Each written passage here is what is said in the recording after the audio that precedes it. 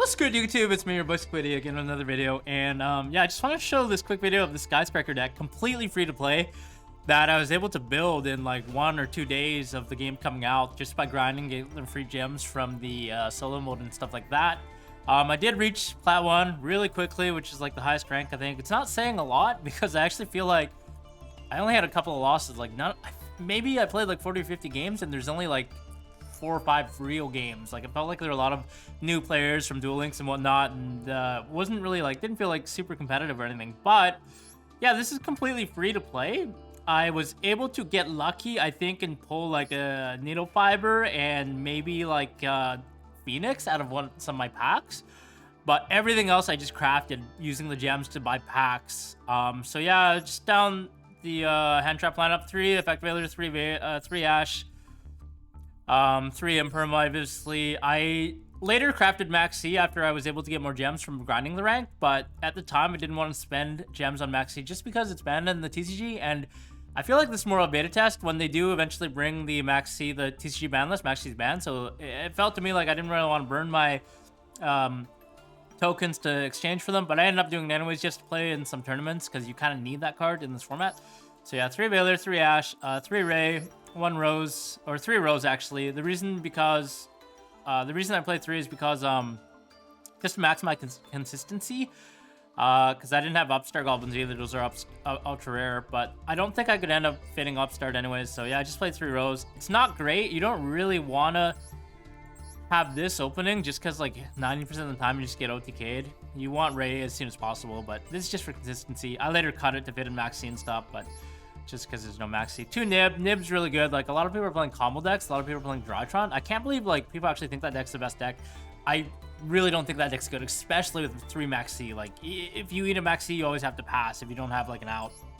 Also forces you to play bad cards like Ash in a combo deck, or it just helps you brick, right?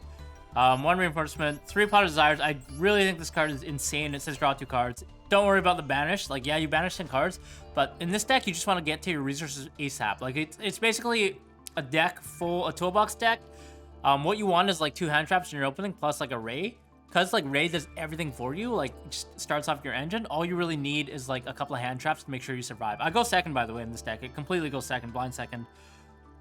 And Pot just helps you dig into your cards to accumulate like more advantage so you can outgrind your opponent and also stay consistent. 2 Engage, obviously this card's absolutely nuts. One thing you can do, like back in the old days when this is at 3 in the TCG, is you can actually send this Engage, add it off Kagari, but don't activate it if your hand's good enough that you can survive. And then in end phase, you can make Shiz to search the second Engage because you can only search cards that are not already in your graveyard.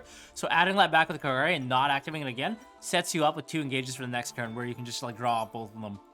1 Afterburner. I think I should probably play 2 just because like having Desires, you banish it sometimes. And a lot of people are playing like Eldritch. Mind you, this is best of 1, so there's no side deck. So like a lot of times you really need that Afterburner to blow up like back roll, like Skill Drain or something, you just lose. 1 Lightning Storm, obviously, from the Bondo, so I was like, oh, I'll check it in. 1 Herc Base. I thought it was a good idea to recycle, like, especially the Kagari, because it's at 1, as opposed to being 3 in TCG. But this card was just terrible. It's just like a huge brick. I think I used it one time, cool. I equipped it to my opponent's monster, so he couldn't attack me directly for game. That was kind of funny. Also, when your opponent's monster destroys your monster by battle, you can actually draw cards. So that's kind of interesting later on in our action. 1 Airspace. I don't have Terraforming. I ended up getting it later just because it's ultra rare. 3 Multi-Roll is insane. I can't believe this card's at 3. This card is, you can target one other card you control, send a graveyard. Also, your opponent cannot respond to any of your spell card activations. Not just Sky Striker, but any spell. So you can literally resolve this, activate like Cosmic Cyclone, they can't respond. 3 Chalice. This card's like, I think is really good. It's only rare. It's great budget option, but also like a really good card in general because going second, it's a spell and also a quick play. You can bait out a lot of combo deck negations. You can also use this in the damage step, which is really interesting because cards in the damage step, it has to negate or modify attack or defense, which this card does. So yeah, it's really good. You can use it in the damage step. You can go attack with Hayate, damage step, Chalice something, so they can't respond for the most part. 2 Cosmic, just because it's singles. I ended up boosting this to 3 just because like a lot of Eldritch decks, a lot of like back roll decks, you just can't win without having a removal for Skill Drain or a Flood. Hornet Drones, I got this prismatic one, self-explanatory extender. Widow Anchor, this is just like negates your opponent's monsters and also takes control of them. 2 is fine because it's at 2, but you know, it doesn't really feel that much different than having 3 in the DCG. 2 Shark Cannon, I feel like this is really good, especially in the mirror match. You want to keep recycling your opponent's Kagari in the end phase, because this card actually really lets you reborn it. So having 2, I think, is a really great option. Also, reborning tuners to go into Halka-Fibrax, go for the OTK play with the access code, and then 3 Imperm, obviously, to round off the rest of the hand trap lineup.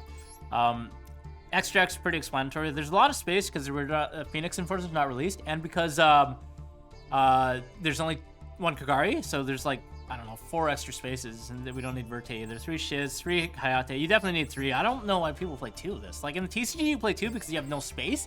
You have to play Anaconda and DPE, Phoenix Enforcer, so like you have to cut it to 2, but in this you should play 3. Relinquished Anima, I actually chucked this in there. I got it in a pack. It's actually quite good. You can summon this either off of the Hornet Drones, because it's level 1, or Effect Veiler. So yeah, it's actually really, really interesting. Actually, also you can do it off DD Crow or Drone Lockbird if you play those. And this is interesting because a lot of people just put their monsters like in those 2 extra deck columns. So you just summon this and you can steal it. Same with like if you give them a Nib token, just summon it there. If you don't have any way to remove this huge Nib token, you can just anima it away. Kind of self-explanatory, just one of Halka-Fibrax for the combo. So when you have any tuner plus a monster, it can rank up into a rank 4 access code for 5300.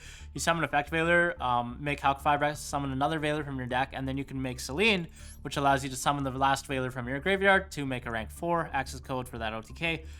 I actually got this Ningirsu out of one of the legacy packs that were free, that gives you the tickets. I think this card might actually be better than Phoenix. It's either this or Phoenix. I wanted to try this because it's non-targeting. Even though Dragon's not in the format, I was like, you know what, this is kind of non-targeting. You can send stuff. You can Widow Anchor your opponent's monsters and send them to the graveyard using this, so I thought it was kind of interesting and a little more utility than Nightmare, because you don't have to discard either. Zeke, and yeah, Phoenix is really good to get rid of like Imperial Order and stuff like that. Yeah, that's about it. If you guys have any questions, let me know. Definitely, this deck is super budget though. You don't need, beyond like the hand trap lineup, everything else is like pretty low rarity. I mean, yeah, you need Engage, but like besides the staples, everything's like a rare. Maybe like super rare for Widow Anchor, and then like super rare for some extra deck stuff, and then the ultra rare Kagari. It's really budget, and I think it's really, really powerful because it's one of the decks that plays around Max C really good. Like you can just pass your turn because you have your own hand traps, or you can chain Ray to special summon and they don't get the draw. So yeah, let me know what you guys think. Try this deck out, and definitely if you have any suggestions, hit me up in the comments.